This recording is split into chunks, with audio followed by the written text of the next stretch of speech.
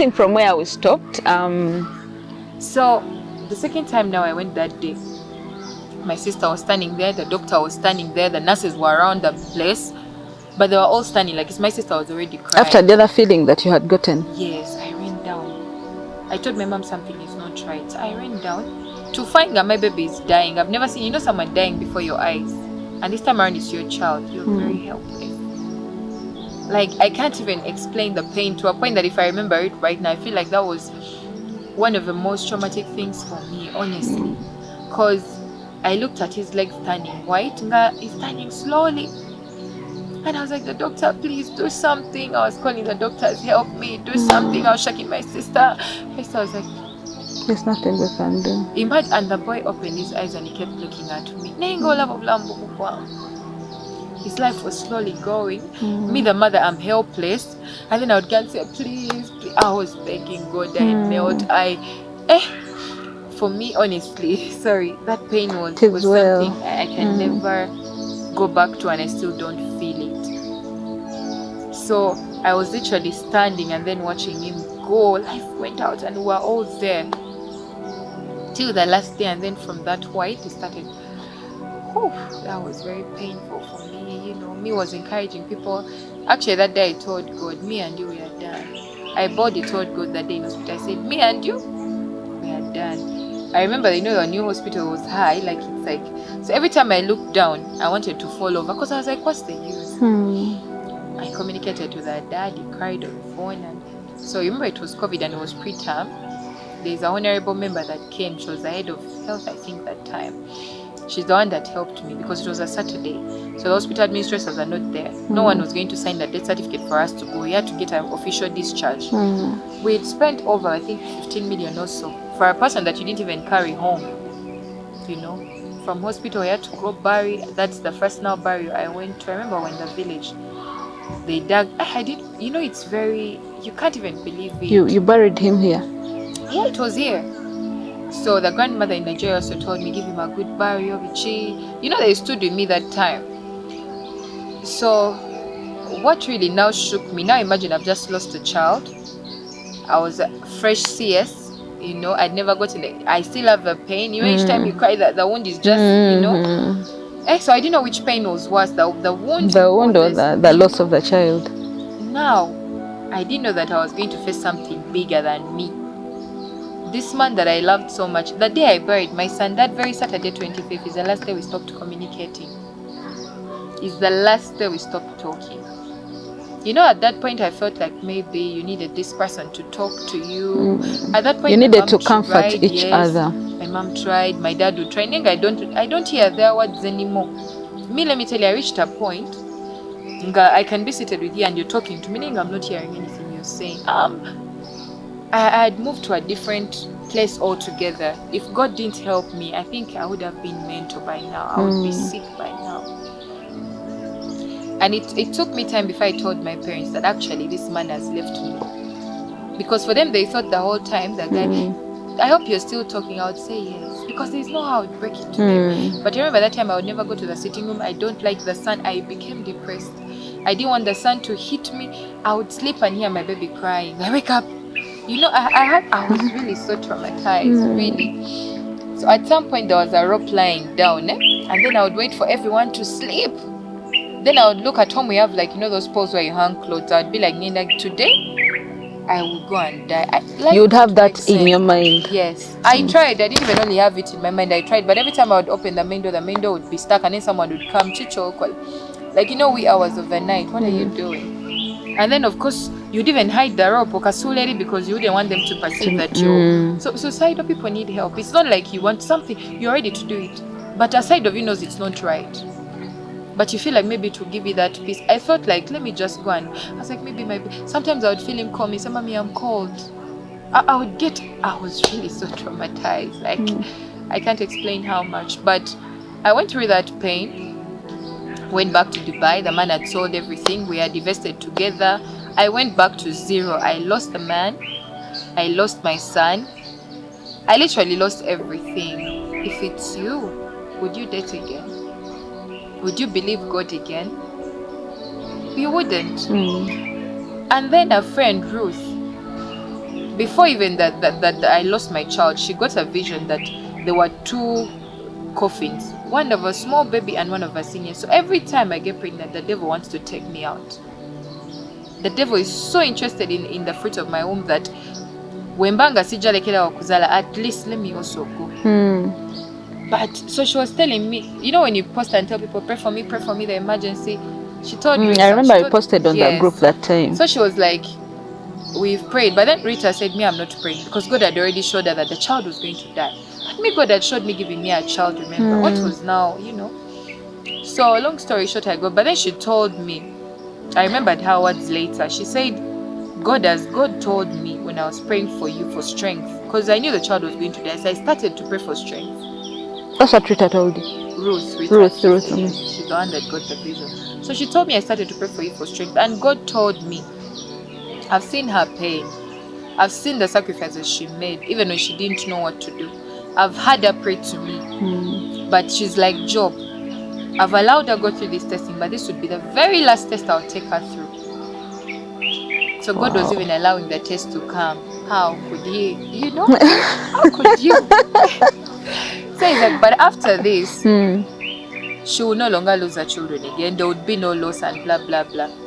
So imagine you're telling me at that kind, I'm like, I don't want to hear that story. Why didn't he save this one first? Then you start telling me those. I told God, me and you, we are done. So even at atomic time, they come with devotion to pray in the night. Me, I tell them, don't. I hated God to say. Like, I developed that kind of anger in my heart. I even said, cutting fat, let me go and prostitute. Let me go and live my life normally. What am I preserving myself for? I even wanted to go, like I said, I even started asking, is it possible to donate my uterus? But at some point I was like, Nick, this uterus that doesn't even give birth, it's, you know? So I had all those, I wanted it out. Let me know that Sizala, so that I go and do my things very well, pack a last, like without any restrictions. The only thing that would hold me is fear of HIV/AIDS. But otherwise, I wanted to just go and... So, to cut the story short, that was my pregnancy journey. So, because of that, this man left me. When I went back, we met again. But now, he had married already. He left me in all this pain, and then he had married someone else. Not even picking. Picking is an understatement. Pick and date.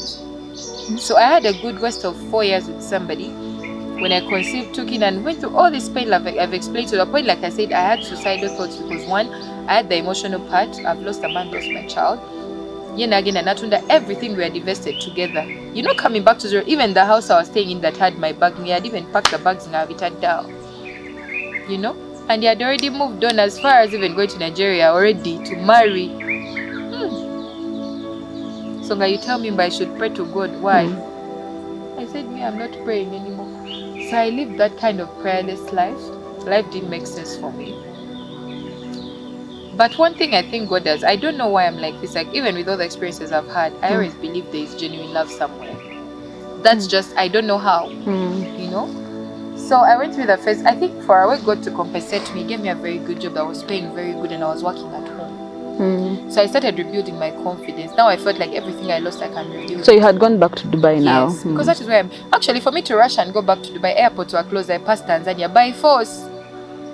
I spent money and Peter could border paying. It wasn't easy. But in my heart, I was like, the pain was too much, and I didn't believe that this man can leave me. So in my heart, you thought you would find him? Not even find him. I thought that when he sees me physically, maybe, you know, we make excuses for people. I was like, maybe it's too hard because younger Bangendewa where I didn't go. I felt like he's blaming me for the loss of our child, you know.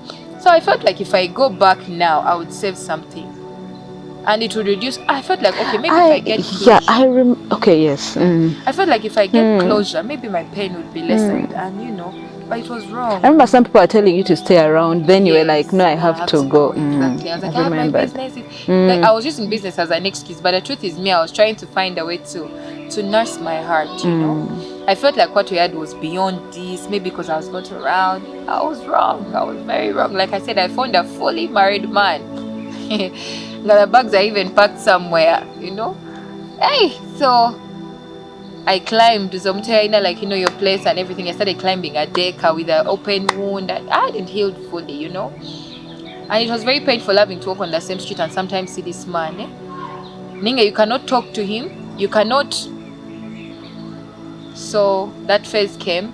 God healed me. But I remember even praying. I didn't used to pray like that, but I used to just talk and say, God, the only way you can wipe my tears is give me a job that, funny enough, and it did, paid me the most I'd ever earned. I was okay. I started I was living very okay.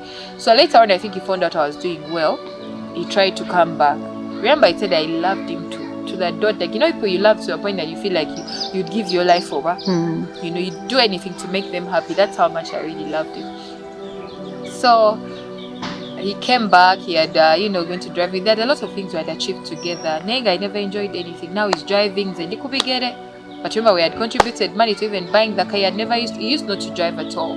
So he started from here fresh, and we paid over almost 10 million Ugandan shillings in that car for him to just do this driving school and finish. So we used to contribute money together. He had bought land, Nenga, we put money together. So, when you do something with someone knowing that you're fully married, and I was wrong. So all these things I invested never without anything. With a scar, with a dead child, with a dead everything. So now we came back, and I was like, I had already told God, God forbid that I ever go with a married man. That has always been my stand. If you're married, we have no business. Whether you're saving me from whatever, I can't. So now that I knew he was married, he came back, no, I'm not married. Later I was like, okay, my mother wanted, let's be in Dubai, we'll go. And it's because I really loved him, I started feeling like if I keep listening to him, I might go back with him. Because me in my heart, I felt like I had all the rights to him. We built together with everyone. The devil, I started to feel like, I have the rights. I can still, but then, now my son's father my son that I have now, was there as a friend, but he used to talk to me. Of course, he showed interest, but me, I wasn't interested, naturally. So, it happened very fast, I would say. Like I said, God knew that I would meet this man to just conceive, and that's it. God knows everything. So, I was worried, I met this guy once, my sister. Once, like a mistake that happened once. And then I realized that the third child now. Yes, my son now. So I took him with a man that I didn't fully love. We didn't know each other that much. But what took me to this man was one, if I don't have someone, like let's say I cling on to, this man will come and sweep me off and I'll go with a married man. So I said, let me just use this one around for the other one to see that I'm with someone so that it goes away. And in my heart, I was saying, rather to be with someone who is not married than for me to go back and fornicate with a man that is married. So I was classifying sin. Better fornicate with me, So I was classifying my sin. I'm giving it a degree of goodness. So, yeah, it wasn't that bad. I had known this man for only 2 months. So what pushed me is the place I was staying in, I was sharing. But then, I was working at home and I'm doing a lot of phone calls, and also I used to inconvenience some of my roommates. So I had to find my own place. At that time, I wasn't ready. When I was given an exit notice, I wasn't ready. So now my father's son took me in. He was like, you know what? I'll leave you with my room. And he was staying alone, fortunately, so I can make all the phone calls I want. I didn't look at it like we'll sleep together at some point, and it wasn't that serious, But these things like joke. I conceived my son. But the first thing when I realized I had conceived, I told myself, Ninda do jam. Because remember, I had 2. So if there is anything on my list, it wasn't having a baby anytime soon at all. So I said I'm going to abort. That is when the Holy Spirit now started coming. One day I was sleeping, and then a voice came and told me, no, we are going to kill this baby. Then a voice immediately came and said, flee away, devil. And then I started in my sleep, like waking up, I was speaking. I never used to speak in tongues. That was my first encounter and experience. Then I woke up and something was bubbling in me. And there were tongues. That voice never came back again. Then I started praying simple prayers. I remember telling God, I don't want to abort. I don't want to sin. You're at crossroads. What about if this is the only child that will live? What about if I had the what about many of them? I'm like, but if I also carry him to 8 months or 7, So I had a lot of, and then I'll leave this good job. And then I said, God, this one, I'm not even listening to anything. At that point, I'm like, I'm going to abort. I'm sorry. So at some point you want to abort, another point you're like, no, I have to keep the pregnancy. I had to be, no, I didn't even think of keeping it. I was just scared. What if I abort and die? This place we are in, abortion is very illegal. It's unsafe. Because it's a Muslim country, abortion is very, very illegal. But of course, people still do it. So I was like, what if I go for these unsafe methods? Never. What if I die? 2, what if I keep this baby and lose my job, and then later the baby would also die? I was tired of coming out empty and coming out with pain. And now to my parents, imagine how they feel. You're not married, you come every time, the man has left you, the baby has also died. So the pain wasn't only for me, I was also considering them. How do I go back again pregnant? And what do I say? Oli yari akavam. You understand me? So I was like, I had a lot of reasons for me to actually believe I couldn't keep the child. So I remember telling God 2 things. I said, God, Ngasi Saba was talking. I told him, God, if this child is going to live, 2 things. Show me a sign that I thought it was a girl. Show me a sign that my girl would stay. And 2, give me a name for this child. God didn't hesitate. He was very intentional for my son from the very beginning. So that night I slept. When I was waking up, I had a voice telling me Zoe. That was now a name. So I was like, Zoe. I remember singing Zoe like over and over. Till I went to Google, what's the meaning of Zoe?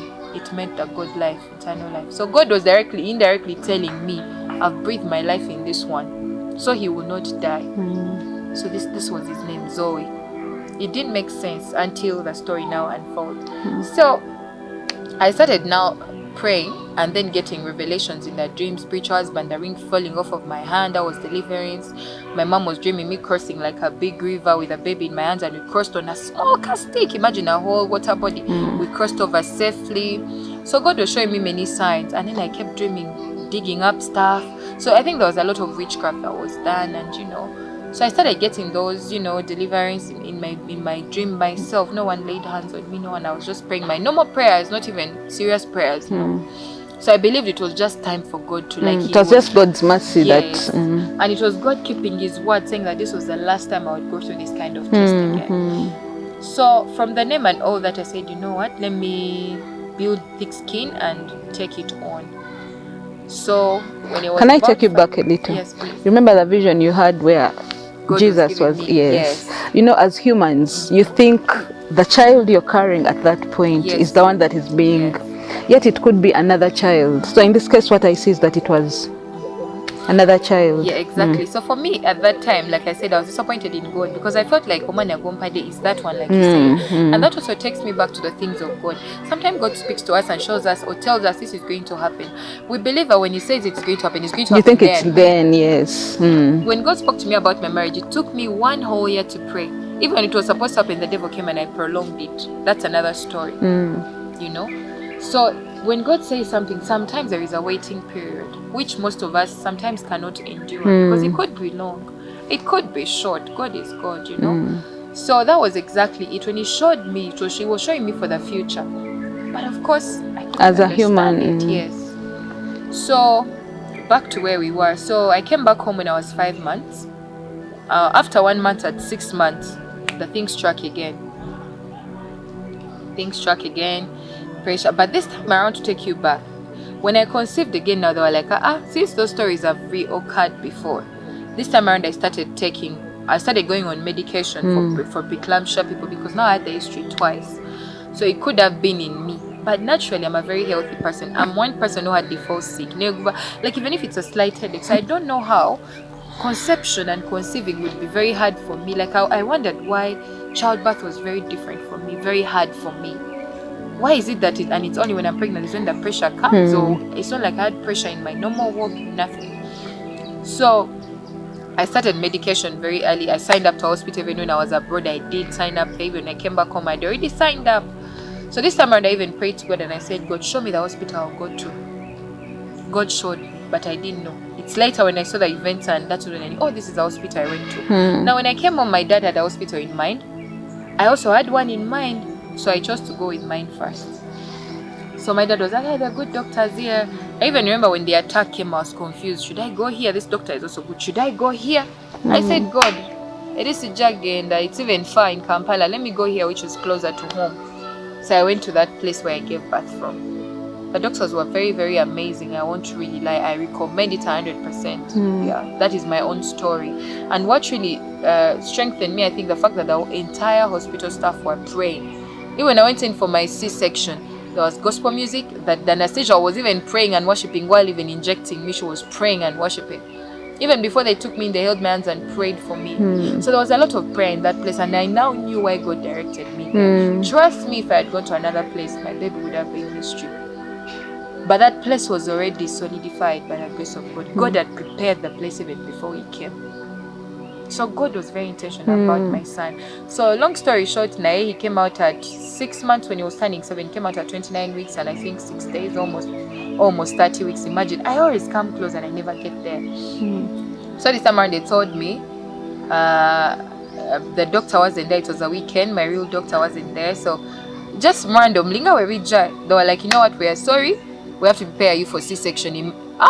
Immediately. Like, it's so fast. Like, I'd never have time to even process what's happening. That's how fast the devil comes and takes. So in my heart, I said, God, I can't take another one. I can't. So I went to this C-section. But me now, when I went in for the C-section, I had given him up. Because I knew again and I couldn't. So I was like, it's okay. They should take him out. We go home. We go home. I was like, let me go and do my normal business. His father was also not there. Later I realized the father was also pre-married before. He had children already. So my baby was actually going to be the 7th one. My God. So I didn't know any of these things till later. So that was our whole journey. So me knowing that I'm also going to give birth to this one, I also knew that I'm going to carry him by myself. That wasn't even my problem. At this time, my only concern was like, this one leave. God, let this one leave. God was very gracious. They brought him out.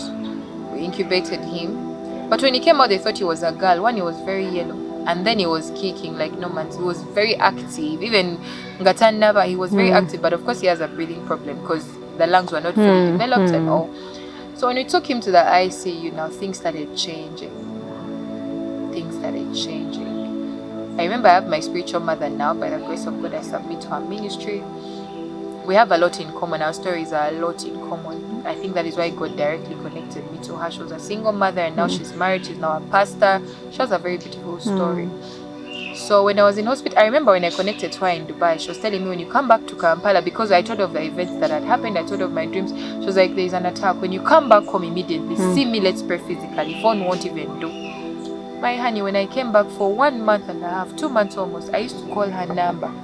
It was always blocked. The devil blocked my connection with her. Then if I call the assistant admin or PR, the phone would go through and then they'll be like, let's talk to Mama. They would talk to her. Mama, this lady you said. She would be like, okay. She's always busy. It was still we're in hospital and my son was dying. That is when one of the head of intercession went directly to our house. And her mom, my spiritual mother quickly phoned me and came to me in hospital. And I remember the first day she called me, it was like a breath of fresh air. Then the Holy Spirit started telling me, redemption has come to your house. I was just feeling it, and our ministry is called Road to Redemption. So at first I was like, So then she was like, I'll come tomorrow. But then in a movie, I'll come. My dear, it took her time before she came. When the devil is fighting you, the devil was even blocking and never to get. What surprised me? I would send her messages on my WhatsApp phone. And then they would show blue ticks, but then on her message, her phone never received any of my message. She was even showing me we were comparing phones, funny enough. See, if people doubt that this world is spiritual, people joke. If the devil can block connection, that's when I knew how dangerous it is.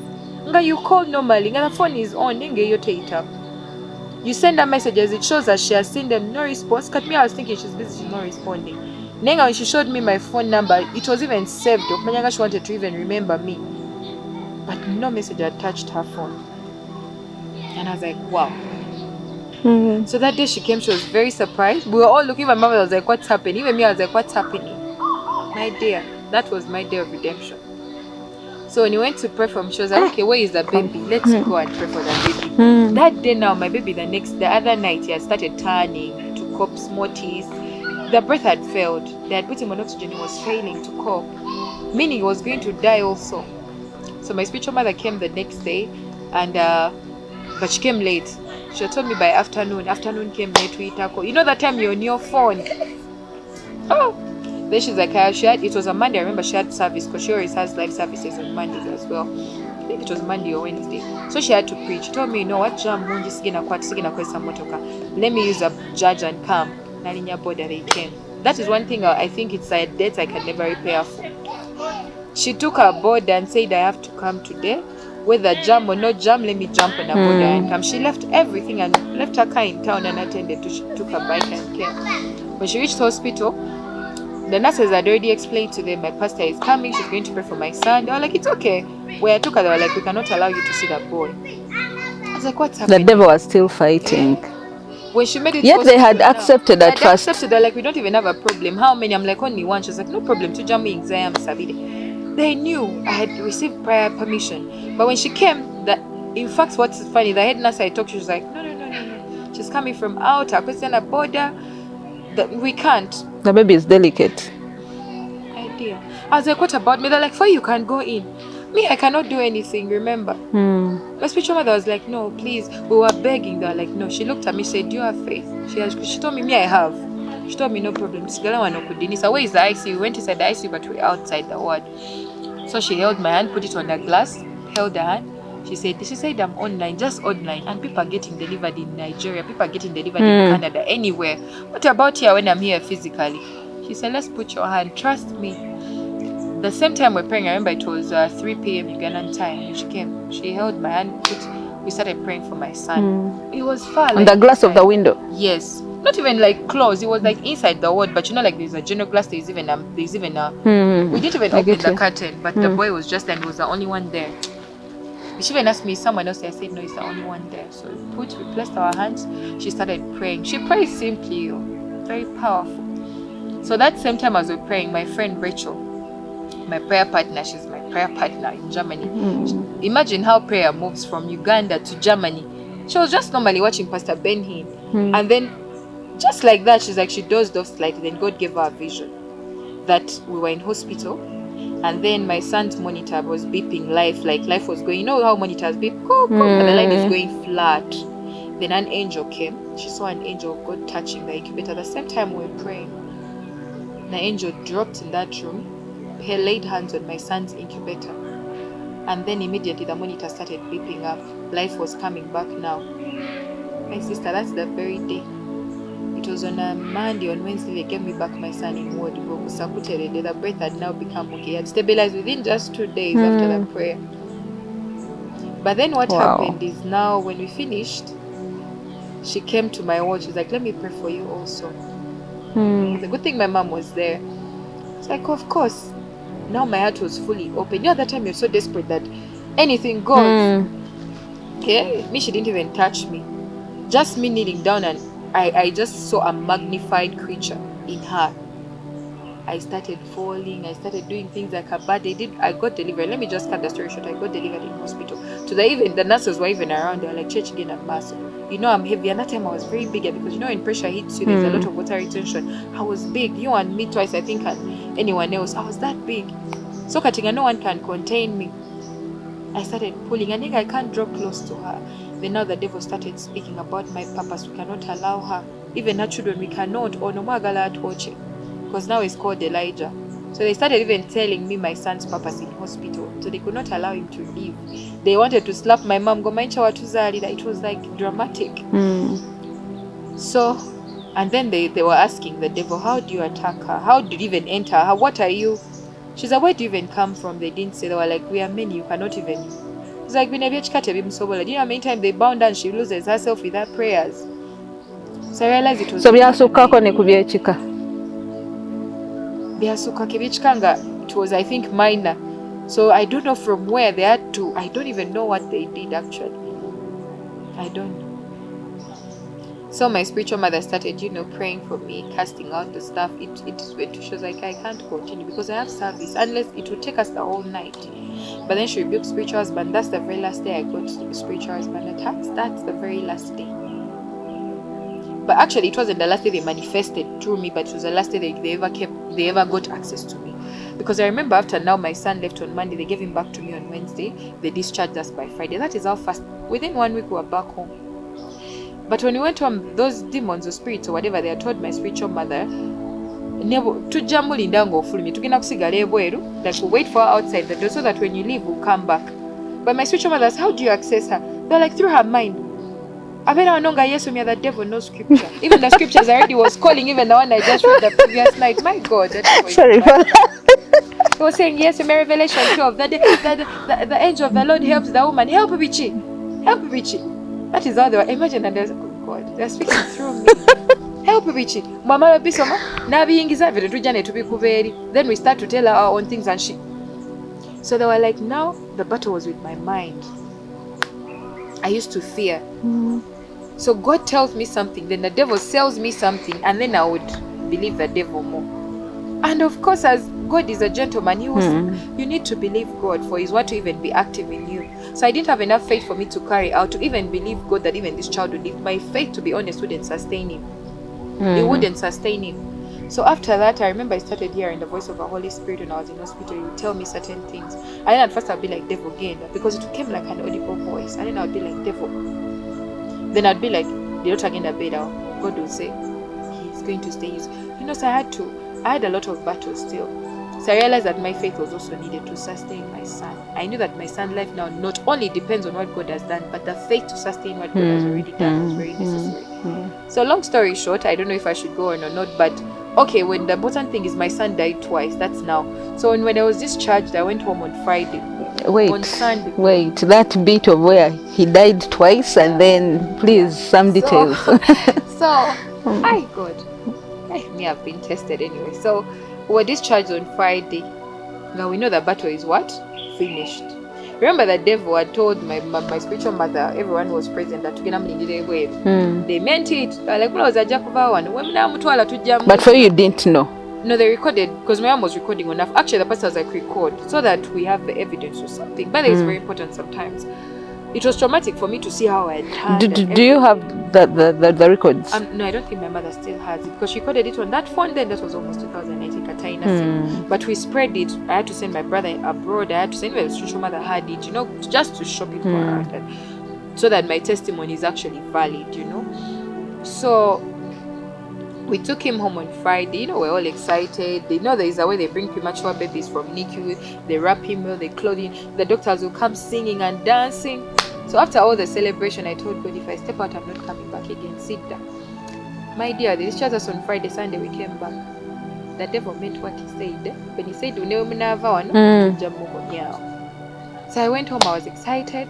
Banjigirize Biokola, how to treat him after I was still feeding in the NG tube. They had taught us what to do. So we went home, and then that morning, the boy was just heating up. You know, he was naturally white. His father is a half caste. So I didn't know that the boy was white, not normal pink or yellow color, whatever. Pink is a normal color. The boy was already turning white. It's just naturally that fair. To a point that even some doctors were confused. I wanted to put him on phototherapy. But they thought he had jaundice, because he was too, you know. Till I had to show them the father's photo. They were like, I need to know, you know. So that was the same thing. So we came back home on Sunday. The boy was crying the whole night on Saturday till Sunday morning. Till around 6 a.m. my mom was like, call his doctor now, the pediatrician. Very good doctor till today. I recommend him highly. That guy was hands-on. Even if it's 2 in the night, he would come. That's how it. For me, I was really, I don't know. But they really treated us very well. Compared to my experience during the lockdown, where you cry and you don't see any doctor. And you don't even know what to do. So I remember I called him. He said, okay, today is Sunday. I'm not supposed to be there. But of course, I'm somewhere. I have another baby who is an emergency. I have to attend to this very morning. Actually, it was like when you go off by 6, I have to go there. So bring him by 2. For me, I thought it's just maybe they just need to check him. Is it colic? Is it, you know? Little did I know that my boy had become anemic. He had no blood. That's why I was even already turning white. So I took him that morning to my spiritual mom, because I took him to show that we had discharged. Thank you for the prayers. But then the boy was crying. He was very uneasy. Now, for me to make matters worse, I tried to feed him and I overfed him. That's another thing. Don't listen. I had a friend who she had given birth preterm.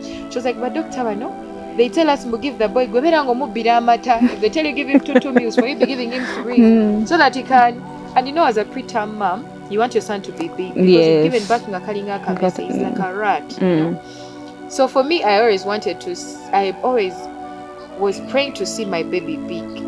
When will he come out of a preterm stage? Remember, I was only 1 kg by the way when I gave birth, so it was only 1 kg. So the capacity is already full. So some of that milk went into the lungs, and he started vomiting it through the nose. So I was like, I cleaned him, it stopped. I was like, no more.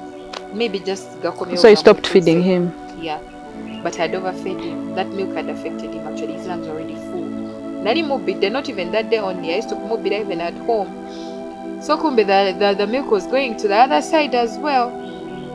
So the doctors don't know. If they listen to this now, they will know. They will know I contributed to what happened. So they asked me, what did you do? I said, I did nothing.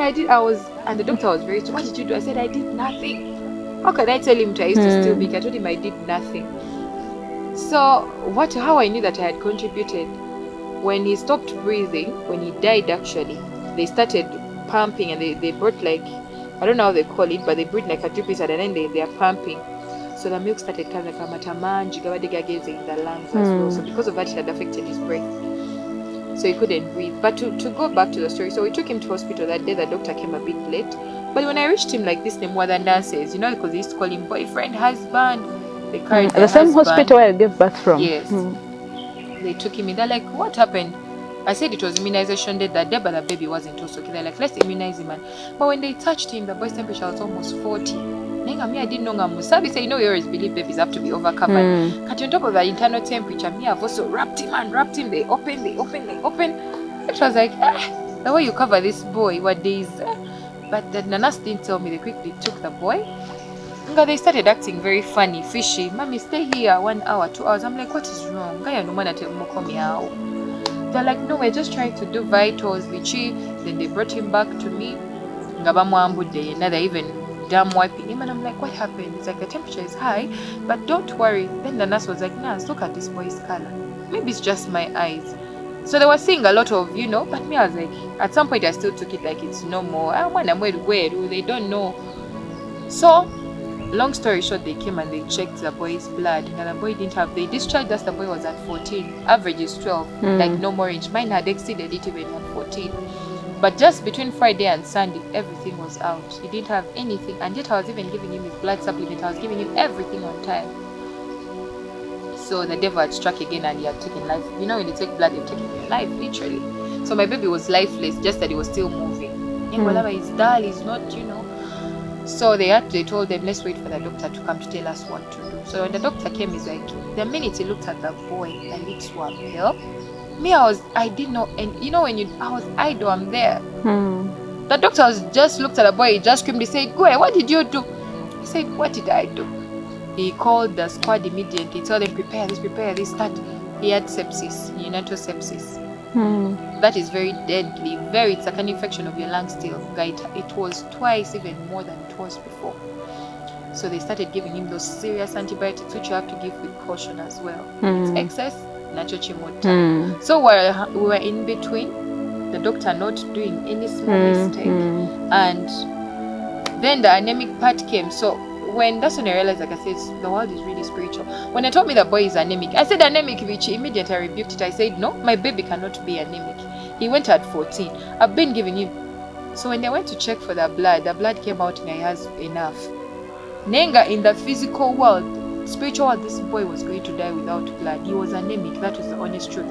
But because I counteracted it in the spiritual realm with just my word, when they went to check to do the second time, so that was the first time they checked. So the first time they hadn't checked. No, they were just looking at him. Yes. Then they knew that he was anemic with the eyes, with a clinical eye. But when the doctor came, it was like they should take the blood and check. But when they said the boy is anemic, I was like, he looks anemic. Immediately I said, anemic. I said, but not anemic. This can't be anemic. He left at 14. You can't tell me 2 days he's now anemic. How? Munange was anemic to the point that they had to transfuse him. But when they went to the lab, because I had rebuked the devil just with my word, he went and covered it. He's like, okay. He covered it up. So when they went to the lab, they took my baby's blood sample. It came back, now the blood is there at 14 still. They were like, maybe it's the infection making him pale and what. An angel came that night. So that evening, me, I left at 2 thinking I'm going to go back by 4, by 5. We go home normally. I didn't know I was going to be now hospitalized for 2 good months again. When the devil said we'll bring her back, he meant it. For 2 months we were hospitalized in hospital. We never left. 2 months.